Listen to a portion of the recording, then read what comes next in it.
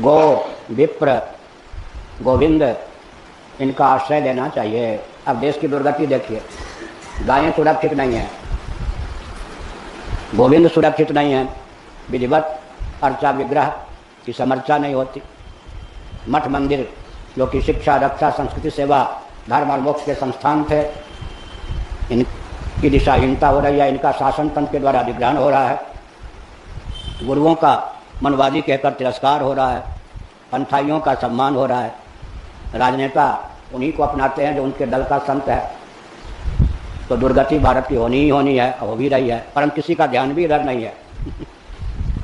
अरे विकास विकास रटने से, विकास के आयाम और विकास की परियोजनाएं बनाने से राष्ट्र का हित होगा, इनका भी महत्व है, लेकिन मूल दुर्गति का कारण मनु मार्ग का विलोप है। अंग्रेजों की कूटनीति के वशीभूत होकर मनुस्मृति का अपकर्ष है, मनुवादियों को संकीर्ण विचारधारा का माना गया, वर्ण संकरता, कर्म संकरता को विकास का मूल माना गया। पूरे भारत का गुरु कौन है? छल पूर्वक भारत का पतन चाहने वाला कपटी गुरु, कपटी मुनि अंग्रेज, उसी के हाथ में भारत का संचालन है। सीधे कहीं अंग्रेज दिखाई न पड़ते हों, उन्होंने तो हमारी खोपड़ी को खरीद लिया। हिंदुओं का मस्तिष्क उसके पास है ही कहाँ? मस्तिष्क तो शिक्षा पद्धति के आधार पर बनता है ना, जैसी शिक्षा पद्धति है उसी ढंग का तो मस्तिष्क है। अब सनातनी भारत में, सनातन धर्म को समझकर सनातनी भारत में प्रबुद्ध कहे जाने वाले कितने विद्वान और संत हैं जी? 10 भी नहीं। सबकी वाणी पर आर्य समाज, ब्रह्म समाज, कम्युनिज्म, सोशलिज्म, यही सब छाया हुआ है। सनातनी का मिलना ही कठिन। किसी भी वर्ग को नष्ट करना हो, विवाह की प्रथा आप दूषित कर दो, क्या बस वो वर्ग नष्ट हो गया, वर्ण संकर होते ही नष्ट हो गया। विकास के नाम पर विवाह की प्रथा में विकृति आई, लव मैरिज, कोर्ट मैरिज, समलैंगिक मैरिज, विवाह की प्रथा में विकृति ला दो विकास के नाम पर, सब वर्ण संकर हो जाएंगे। गांधी जी की सबसे दुर्गतिपूर्ण देन क्या है? देश का विभाजन। देश का विभाजन होने पर जो लाखों की संख्या में हिंदू पाकिस्तान आदि से भागकर भारत में आए, वे तो बिखर गए चारों ओर। अब जब बिखर गए तो अपने बेटे, कुंवारी बेटी की शादी तो करनी थी, तो वर्ण की मर्यादा नहीं रह गई।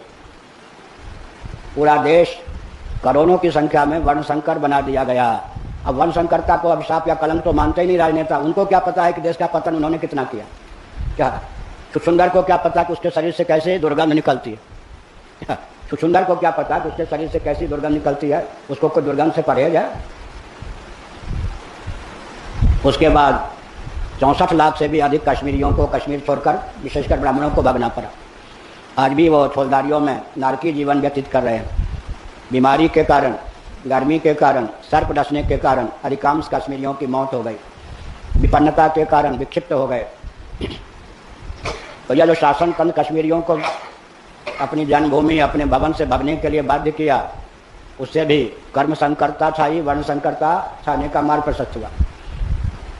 तो जो कुछ भी चल रहा है भारत में, वो अंग्रेजों की कूटनीति है। कपटी मुनि का इतिहास है ना रामचरितमानस में। ये कपटी मुनि अंग्रेज भारत के गुरु हो गए, समझ गए? भारत का अपना कोई गुरु तो भारत को सुलभ नहीं है, इसलिए दुर्दशा हो गई। दम्भिन निजमति कल्प कर प्रकट किए बहुपंथ। दम्भियों ने अपने मत की कल्पना की और बहुत से पंथों को उद्भाषित किया। यही कहा है, गुरु गोविंद गाय। इन तीनों का जो आलंबन लेता है उसका अमंगल नहीं होता। भारत का अमंगल क्यों नहीं होगा? जिसने गुरु गोविंद और गाय तीनों की उपेक्षा की है, तीनों का तिरस्कार किया है, तीनों को विलुप्त और नष्ट करने का अभियान चलाया है।